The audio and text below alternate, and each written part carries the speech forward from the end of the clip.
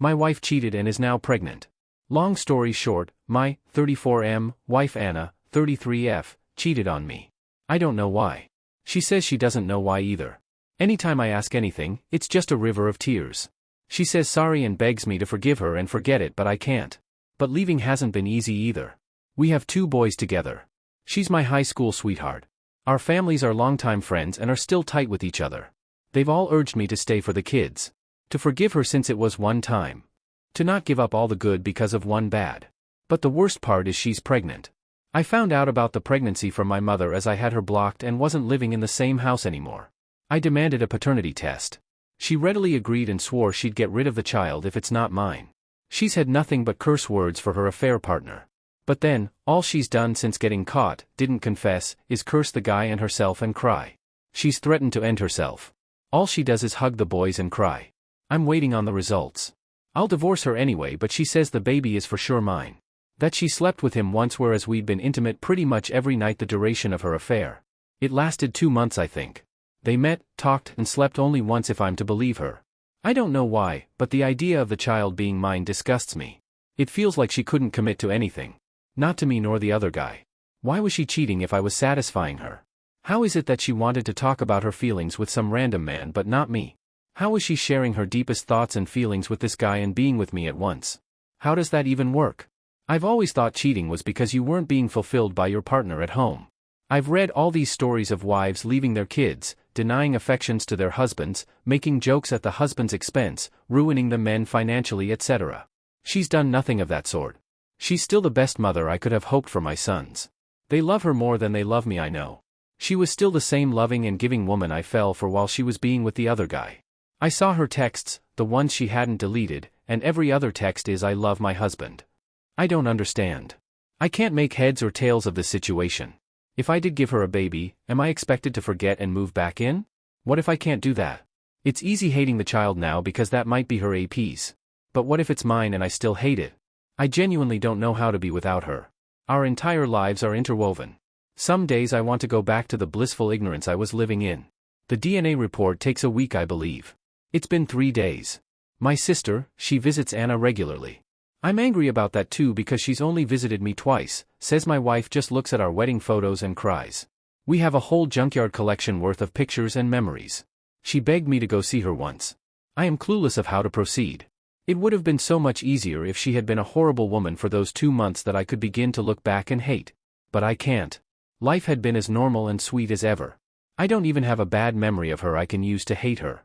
Our last big fight before this, I can't even remember. I'm going to see her and my boys tomorrow. I think I'll ask for DNA tests on them too. I know they're mine. But you never know. Maybe I'll do it just to hurt her. Maybe I'll find something and I'll just hurt myself more. But that feels so unfair to the boys. Just how do I make sense of this? Edit. I called her. She was crying again but agreed to meet with me.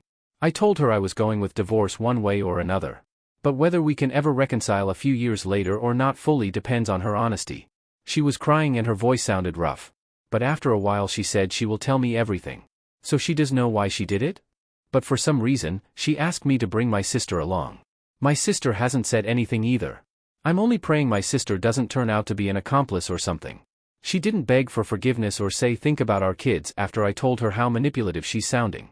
She seemed genuinely shocked to realize how she was holding me hostage with her threats. Does that mean something deeper?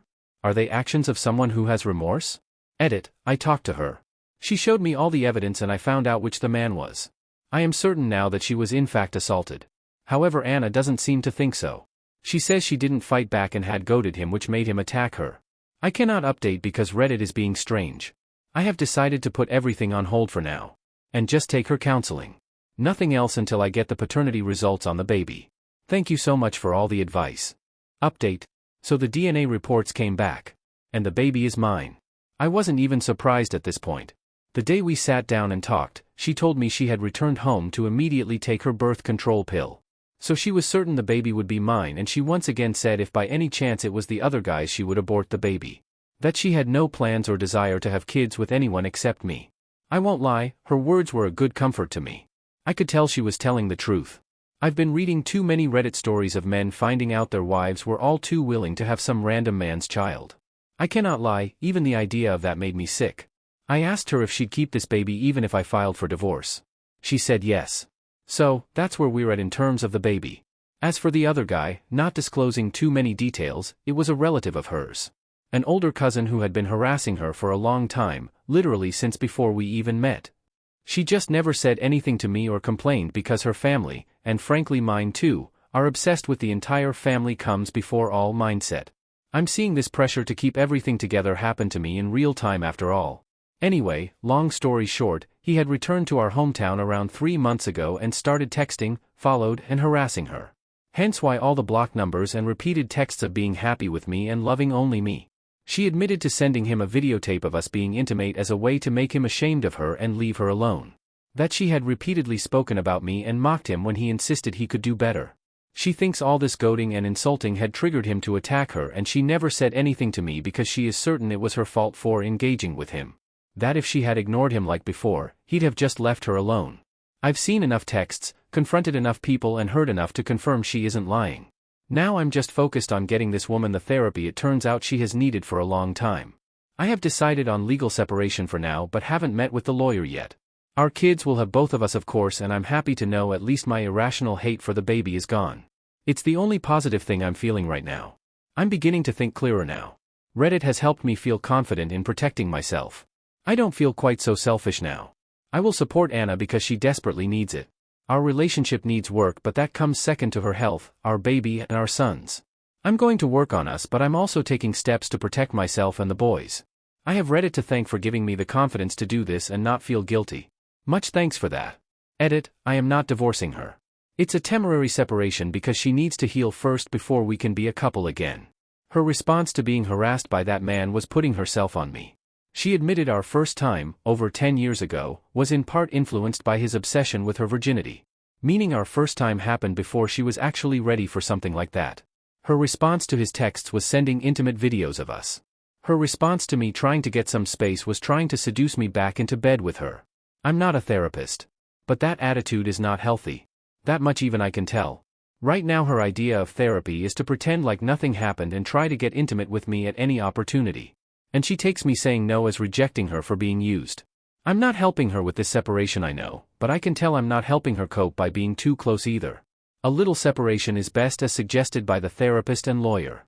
Yes, I know she didn't cheat. It's that the title has to be same for an update. I'm not calling her assault cheating.